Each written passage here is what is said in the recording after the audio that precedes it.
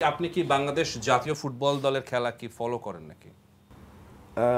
খুব কম। আমি আসলে ওই আগে ছোটবেলায় যখন লাল সবুজ খেলা হতো, আবনি মোহামেডান খেলা হতো, স্পেশালি আমি আবনির সমর্থক।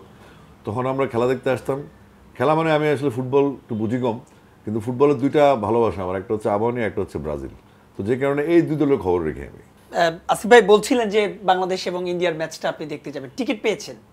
আমি বিসিবিকে বলেছি, নিশ্চয়ই আমাদের একটা সিস্টেম আছে টিকিট।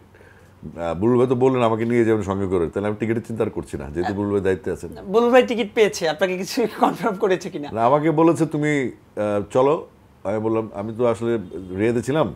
আমি বলছি অবশ্যই বুলবুল ভাই ম্যাচটা দেখতে যাবো, এমনিতে একটা ক্যাচার লাগিয়ে দিলাম, এটা শেষ করতে হবে সম্প্রীতির। আমি তো যে কারণে বলছি সেটা এক জিনিস, কিন্তু ফুটবলটা দেখতে যাবো, তাহলে জিনিসগুলো সব ভালো হবে, কারণ ফুটবল আমাদের খেলা, ক্রিকেট আমাদের খেলা, দুটোই। আসিফ ভাই বলছিলেন যে দেখতে যাবেন, ভারত বাংলাদেশের ম্যাচ নিয়ে যতটা আলোচনা ঠিক তেমনি ফুটবলের মধ্যেও বোধহয় আলোচনা আসিফ আকবর, এবার এই আলোচনাটা উপভোগ করছেন কিনা? না, ওটা তো একটা আসলে একটা দৃষ্টি আকর্ষণীয় একটা নোটিস ছিল, তো ওটা তো শেষ।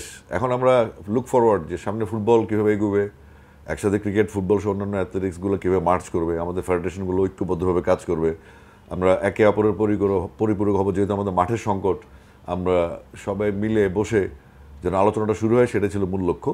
আশা করছি এটা আপনারা দেখতে পাচ্ছেন যে সুন্দর একটা পরিবেশ এখন আবহ তৈরি হয়েছে আলোচনার, এবং সমস্যাগুলো সমাধান হয়ে যাবে।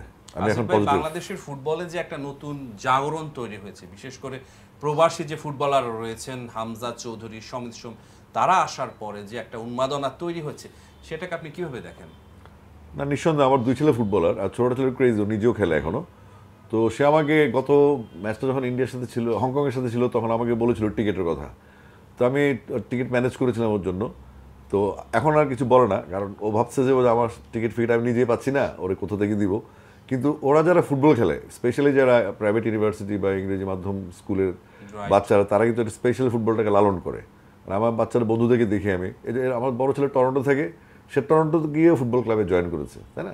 তো এখন এই যে এই জেনারেশনটাকে যদি মেইন স্ট্রিমে আনা যায়, তাহলে আমরা কিন্তু ভালো একটা ফলাফল নিয়ে আসতে পারবো আমাদের ফুটবলে। আর এই হামজারা আসার ফলে যেটা হয়েছে, ওই লেভেলটাতে একটা উদ্যম তৈরি হয়েছে, একটা উদ্দীপনা তৈরি হয়েছে, এবং তারা আশাবাদী যে হয়তো এদের হাত ধরে আমরা ভবিষ্যতে দিক নির্দেশনা পাবো, বাংলাদেশ ফুটবল এগিয়ে যাবে। ভাইয়া, তার মানে বিষয়টা এমন যে অনেকেই বলছেন যে আসিফ আকবর ফুটবল বিদ্বেষী, ফুটবল বিদ্বেষী না, ফুটবলের সঙ্গে আসিফ আকবরের কোনো ব্যক্তিগত ক্ল্যাশ নেই। সেটা ছিল একটা মাঠের ইস্যু, একটা দৃষ্টি আকর্ষণের নোটিস ছিল, জাস্ট লেজিং করেছিলাম, সেটার জন্য আমি ফুটবলের দুঃখ প্রকাশও করেছি। এটা নিয়ে আর কোনো আলোচনা করতে চাই না। আমি ফুটবল ভালোবাসি ডেফিনেটলি, আর বাংলাদেশের ফুটবল বলে কথা, যেহেতু বাংলাদেশ জড়িত, সেখানে হোক ফুটবল হোক কাবাডি, কোনো সমস্যা না।